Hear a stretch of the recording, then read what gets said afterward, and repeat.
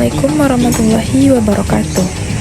Kami mahasiswa Universitas Negeri Padang dari Fakultas Pendidikan Guru Sekolah Dasar membuat video ini untuk memenuhi salah satu tugas pendidikan Pancasila dengan dosen pengampu Bapak Larisman MPD.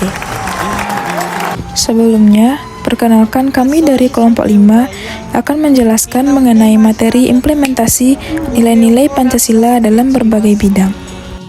3, 2, 1.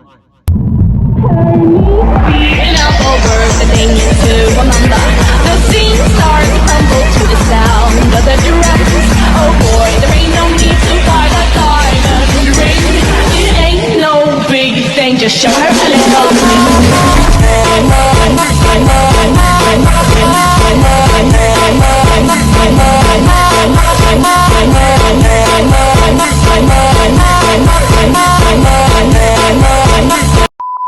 Nah, di sini kami akan menjelaskan implementasi nilai-nilai Pancasila dalam bidang hukum, politik, ekonomi, sosial budaya, dan pertahanan keamanan.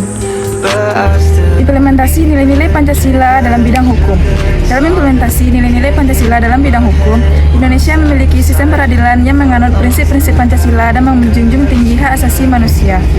Selain itu, Indonesia juga memiliki berbagai undang-undang dan peraturan yang didasarkan pada prinsip-prinsip Pancasila, seperti UUD 1945, UUD Mahkamah Agung, dan Undang-Undang tentang HAM. Namun, dalam praktiknya, terkadang masih ada pelanggaran terhadap nilai-nilai Pancasila dalam bidang hukum, seperti diskriminasi, penyalahgunaan wewenang, dan penyalahgunaan hak asasi manusia. Implementasi dalam bidang politik.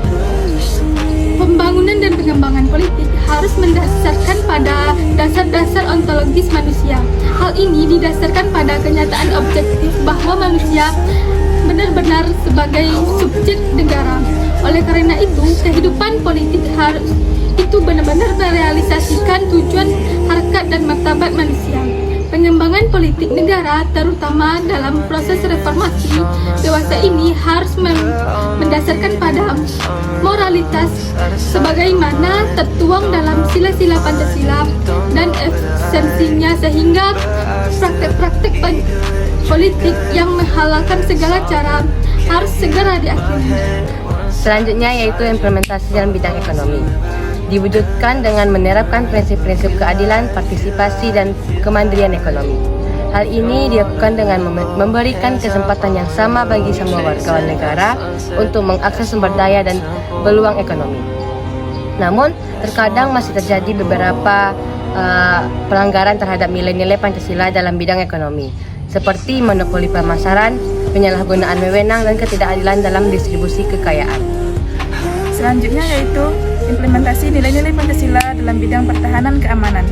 Dalam implementasinya, Indonesia telah mengadopsi berbagai kebijakan dan program yang bertujuan untuk menjaga keamanan dan stabilitas nasional. Indonesia juga memandang penting untuk menjaga hubungan baik dengan negara lain dan berpartisipasi aktif dalam kerjasama internasional dalam bidang pertahanan dan keamanan. Namun, dalam praktiknya masih terjadi pelanggaran terhadap nilai-nilai Pancasila dalam bidang pertahanan dan keamanan, seperti pelanggaran HAM, tindakan diskriminatif terhadap kelompok tertentu, atau tindakan kekerasan yang tidak proporsional.